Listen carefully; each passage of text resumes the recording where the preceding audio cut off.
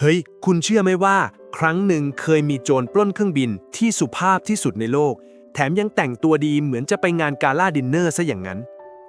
เดี๋ยวนะคะ งานกาล่าบนเครื่องบินเหรอ แต่ฉันรู้นะว่าเธอจะพูดถึงใคร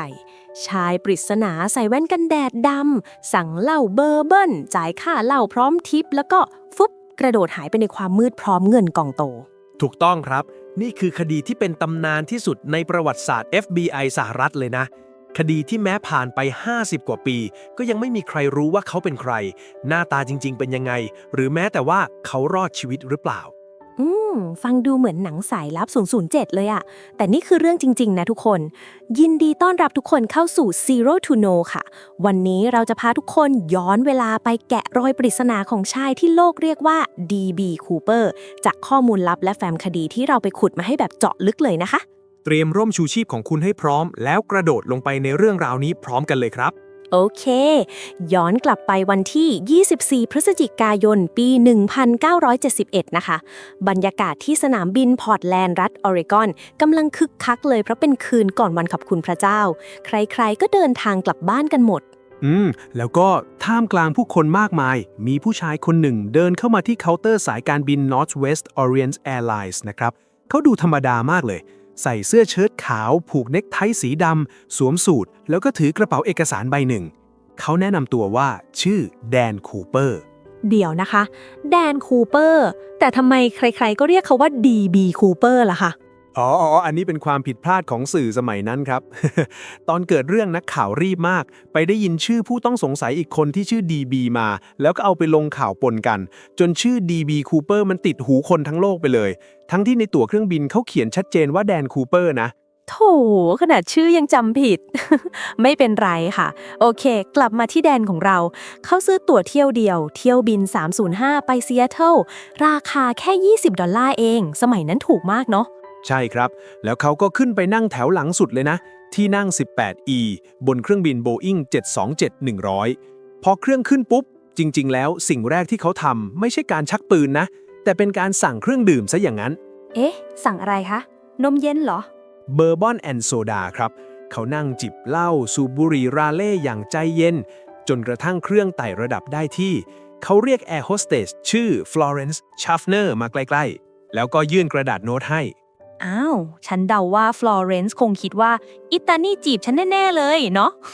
เป๊ะเลย เธอรับมาแล้วยัดใส่กระเป๋าโดยไม่อ่าน เพราะคิดว่าเป็นเบอร์โทรศัพท์ แต่คูเปอร์โน้มตัวเข้าไปกระซิบเธอว่า คุณครับ คุณควรอ่านโน้ตนั้นนะ เพราะผมมีระเบิด โอ้โห ขนลุกเลยอะจากหนุ่มนักธุรกิจกลายเป็นโจรในวินาทีเดียว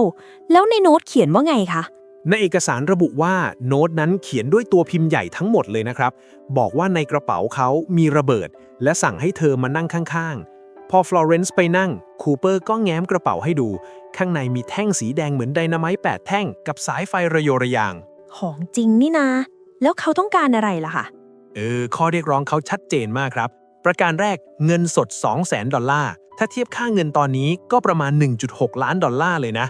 โดยระบุว่าต้องเป็น negotiable American currency หรือธนบัตรที่ใช้ชำระหนี้ได้ตามกฎหมาย ใส่ในกระเป๋าเป้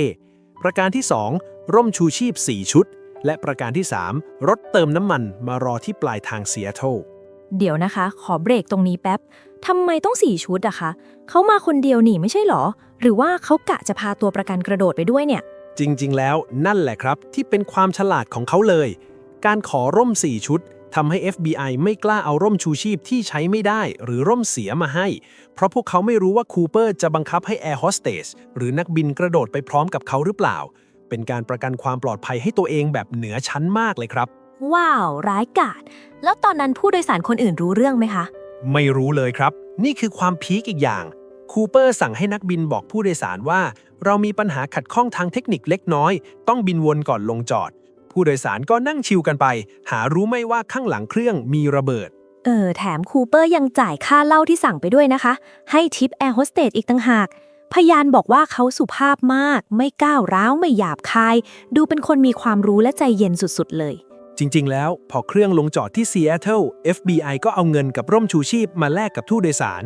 คูเปอร์ปล่อยผู้โดยสารทุกคนลงรวมทั้งแอร์โฮสเตสบางส่วน แต่เขาเก็บนักบินกับแอร์โฮสเตสชื่อทีน่ามักโลไว้เป็นตัวประกัน แล้วเขาสั่งให้บินไปไหนต่อคะ เม็กซิโกซิตี้แต่เงื่อนไขการบินของเขาแปลกประหลาดมากเลย เขาบังคับให้นักบินบินที่ความสูงไม่เกิน 10,000 ฟุต ซึ่งต่ำมากสำหรับเครื่องเจ็ตให้กางแฟลปที่ 15 องศา และที่สำคัญ ห้ามเก็บล้อ ให้กางล้อค้างไว้ตลอดทาง แล้วก็ห้ามปรับแรงดันอากาศในห้องโดยสาร เฮ้ย ฟังดูเหมือนเขารู้เรื่องเครื่องบินดีมากๆเลยนะเนี่ย สั่งละเอียดขนาดนี้ ใช่เลยครับ ข้อมูลนี้ทำให้ FBI สงสัยว่าเขาอาจจะเป็นอดีตทหารอากาศ หรือคนที่ทำงานในอุตสาหกรรมการบิน เพราะเขารู้กระทั่งว่าเครื่องบิน Boeing 727 รุ่นนั้น มีบันไดท้ายเครื่องหรือ aft stairs ที่สามารถเปิดออกกลางอากาศได้เลยครับ อ๋อ เข้าใจแล้วค่ะ เครื่องบินพาณิชย์ส่วนใหญ่ประตูอยู่ด้านข้าง เปิดไม่ได้เพราะแรงลม แต่รุ่นนี้มีบันไดใต้หางเครื่อง ฉลาดจริง ถูกต้องครับ เครื่องบินขึ้นจากซีแอตเทิลตอนประมาณ 2 ทุ่ม มุ่งหน้าลงทิศใต้ไปทางเมืองรีโน่ท่ามกลางพายุฝนฟ้าคะนอง สภาพอากาศแย่มากเลยครับ แล้วจังหวะระทึกขวัญก็มาถึง ใช่ครับ ประมาณ 2 ทุ่มนิดๆ ไฟเตือนในห้องนักบินโชว์ว่าประตูท้ายเครื่องถูกเปิดออก ความดันอากาศในเครื่องวูบลง คูเปอร์สั่งให้ทีน่าไปอยู่ในห้องนักบินแล้วปิดประตูห้ามออกมา และนั่นคือครั้งสุดท้ายที่มนุษย์ได้เห็นแดนคูเปอร์ พอเครื่องบินลงจอดเพื่อเติมน้ำมันที่รีโน่ทหารและ FBI บุกขึ้นไปบนเครื่อง แต่สิ่งที่พบคือความว่างเปล่า หายไปแล้ว เหลือทิ้งไว้เพียงเน็กไทสีดำแบบหนีบที่เขาถอดทิ้งไว้ ก้นบุหรี่และร่มชูชีพ 2 ชุด ส่วนอีก 2 ชุดกับเงิน 200,000 ดอลลาร์หายไปพร้อมกับเขา โอ้โห โดดร่มกลางพายุตอนกลางคืนใส่ชุดสูทเนี่ยนะคะ โอกาสรอดน่าจะน้อยมากเลยนะ จริงๆ แล้ว FBI ก็คิดแบบนั้นครับ พวกเขาปูพรมค้นหาในป่าทึบแถบรัฐวอชิงตัน ใช้ทั้งทหาร ตำรวจ เฮลิคอปเตอร์ หาอยู่หลายสัปดาห์ แต่ไม่เจออะไรเลย ไม่เจอศพ ไม่เจอเงิน ไม่เจอร่มชูชีพ เหมือนเขาละลายหายไปกับสายฝน แต่เดี๋ยวนะคะ ฉันเห็นข้อมูลในไฟล์บอกว่ามีการค้นพบหลักฐานสำคัญในอีก 9 ปีต่อมาใช่ไหมคะ ใช่เลยครับ ข้ามมาปี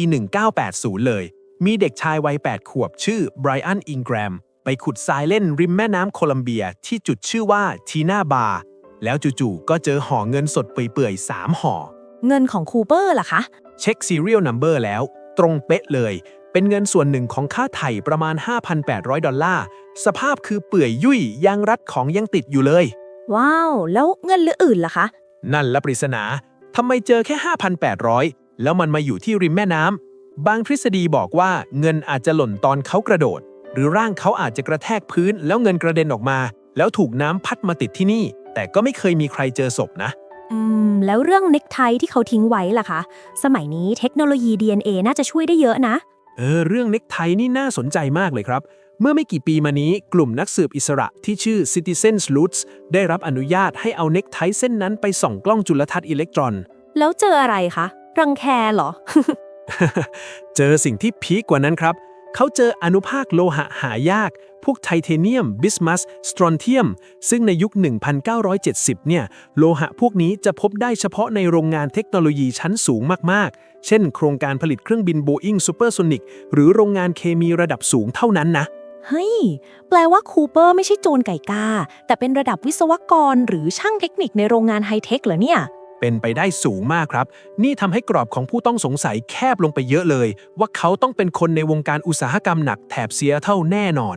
งั้นเรามาคุยเรื่องผู้ต้องสงสัยกันบ้างดีกว่าค่ะ ในเอกสารมีชื่อหลายคนเลยนะ แต่มีใครที่เข้าข่ายสุดๆบ้างคะ คนแรกที่ FBI เพ่งเล็งที่สุดคือริชาร์ด แมคคอย จูเนียร์ คนนี้เป็นอดีตทหารผ่านเวียดนาม เป็นนักดิ่งพัสดุหรือริกเกอร์ และที่พีคก็คือ หลังจากคดีคูเปอร์ 4 เดือน แมคคอยก่อเหตุจี้เครื่องบินแบบเดียวกันเป๊ะเลย Copycat เหรอคะ ใช่ครับ ใช้ระเบิดปลอม จี้เครื่องบิน Boeing 727 เรียกร้องเงิน 500,000 แล้วก็กระโดดร่มหนีเหมือนกัน แต่แมคคอยถูกจับได้นะ เพราะเขาทิ้งร่องรอยไว้เยอะมาก แล้วที่สำคัญวันที่คูเปอร์ก่อเหตุแมคคอยมีพยานที่อยู่น่านยืนยันว่าอยู่บ้านกับครอบครัว FBI เลยตัดชื่อเขาออกไปเลย แม้ว่าหน้าตาจะคล้ายภาพสเก็ตช์มากก็ตาม อ้าว แล้วคนอื่นล่ะคะ อีกคนคือเชริเดน พีเทอร์สัน คนนี้เคยทำงานที่ Boeing จริงๆ เคยเป็นสโมกจัมเปอร์หรือนักผจญไฟที่กระโดดร่มลงไปดับไฟป่า ซึ่งแปลว่าเขามีทักษะการกระโดดร่มขั้นเทพเลย ว้าว ฟังดูเข้าเกมสุดๆเลยนะ แล้ว DNA จากเน็กไทตรงกับเขาไหมคะ น่าเสียดายที่ FBI เก็บตัวอย่าง DNA จากเน็กไทไว้เพียงบางส่วนหรือ partial profile และมันไม่ชัดเจนพอที่จะระบุตัวตนใครได้ 100% ครับ แล้วก็มีอีกคนใช่ไหมคะโรเบิร์ต แร็กสตรอ ใช่ครับ คนนี้เป็นอดีตทหารรบลวนพิเศษแสบมากเลย เคยพยายามกุเรื่องให้คนสงสัยว่าตัวเองเป็น DB Cooper เพื่อเรียกร้องความสนใจ แต่สุดท้ายก็ไม่มีหลักฐานมัดตัว ฟังมาถึงตรงนี้คุณคิดว่า DB Cooper รอดไหมคะ ถ้าถามความเห็นส่วนตัวนะ การกระโดดร่มตอนกลางคืนในพายุฝนฟ้าที่ความสูง 10,000 ฟุต อุณหภูมิ-7 องศา ใส่รองเท้าโลฟเฟอร์ หรือรองเท้าหนังแบบสวม ลงไปในป่าดงดิบ โอกาสรอดแทบศูนย์ครับ แต่ก็ไม่เคยมีใครเจอศพนะคะ นั่นแหละครับ ที่ทำให้มันเป็นตำนาน บางคนเชื่อว่าเขาอาจจะรอดแล้วเดินเท้าออกมา เปลี่ยนชื่อเปลี่ยนแสแล้วก็ใช้ชีวิตเงียบๆ หรือบางคนก็เชื่อว่าเขาอาจจะจมลงไปในแม่น้ำแล้วถูกทรายกลบฝังไว้ตลอดกาล แต่สิ่งหนึ่งที่คูเปอร์ทิ้งไว้ให้โลกใบนี้ ไม่ใช่แค่ปริศนา แต่เป็นการเปลี่ยนแปลงวงการการบินไปตลอดกาลเลยนะคะ ใช่เลยครับ เพราะคดีนี้แหละทำให้หลังจากปี 1973 สนามบินทุกแห่งต้องติดตั้งเครื่องตรวจจับโลหะ หรือ magnetometers และมีการตรวจสอบกระเป๋าถือขึ้นเครื่องอย่างเข้มงวด และที่สำคัญเครื่องบิน Boeing 727 ทุกลำหลังจากนั้นต้องติดตั้งอุปกรณ์ล็อกบันไดท้ายจากภายนอก ซึ่งอุปกรณ์ตัวนี้มีชื่อเรียกอย่างเป็นทางการว่า Cooper Vane เพื่อป้องกันไม่ให้ใครเปิดประตูโดดลงไปได้เอง เรียกได้ว่า DB Cooper คือบิดาแห่งมาตรฐานความปลอดภัยสนามบินยุคใหม่เลยก็ว่าได้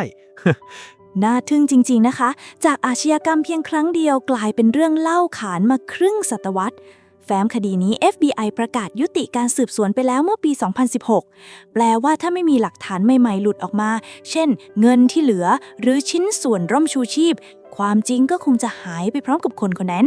ใช่ครับ บางทีเสน่ห์ของเรื่องนี้อาจจะอยู่ที่ความไม่รู้นี่แหละครับ มันทำให้เราจินตนาการไปได้ต่างๆ นานา ว่าคนธรรมดาคนหนึ่งสามารถเอาชนะระบบ เอาชนะ FBI และหายตัวไปในกลีบเมฆได้จริง หรือบางทีคุณลุงข้างบ้านที่ดูใจดีๆ ของคุณอาจจะเป็น DB Cooper ก็ได้นะคะ ใครจะไปรู้ ๆ รีบกลับไปเช็คประวัติคุณปู่คุณตาที่บ้านด่วนเลยครับ ถ้าคุณชอบเรื่องราวสนุกๆ ได้สาระ เปิดมุมมองใหม่แบบนี้ อย่าลืมกดไลค์ กดแชร์ และกดติดตาม Zero to Know ไว้เลยนะคะ